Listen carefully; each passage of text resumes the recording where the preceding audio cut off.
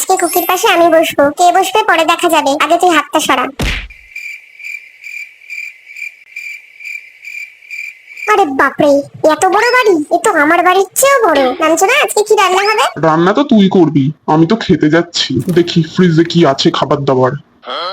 আরে একই দরজা খুলে আর বন্ধ হয় না। দিলি তো এসেই ভেঙে। শুনেছিস, নামজনা আসতে না আসতেই ভাঙাভাঙি শুরু করে দিয়েছে। ফ্রিজের দরজাটা মনে হয় ভেঙে দিয়েছে। কেন রে, দরজা খুলে পড়ে গেছে নাকি? না রে, খুলেছে আর বন্ধ হচ্ছে না। এই ঘরে 3টে বেডরুম আছে, সবাই ঘুরে ঘুরে বেডরুম গুলো আগে দেখে নে। সে কি রে, এত বড় বাড়ি আর 3টে রুম? আমি তো রাজপ্রাসাদ ভেবেছিলাম। হ্যাঁ রে, আমরা তো 7 জন, তাহলে 2টো বিছানা কেন? তোকে বলেছি 7 জন এক ঘরে থাকবি, বেরো ঘর থেকে। এই জিমিনা, ওখানে দাঁড়িয়ে দাঁড়িয়ে কি করছিস? চলে আয়। এই তোরা কি করছিস? পিজা খাচ্ছিস তোরা? বাবু আমাকেও একটা দাও। ওই দেখ, ওখানে সবকটা রান্না করে লুকিয়ে লুকিয়ে পিজা খাচ্ছে। দেখি কোন চোরগুলো খাচ্ছে। আরে চল, তোর জন্যও আছে, পরে খাবি। কি রে, বাকিগুলো কই? তোর পিছনে। তাড়াতাড়ি চল, পা চালা তাড়াতাড়ি। এই তুই কোথায় যাচ্ছিস?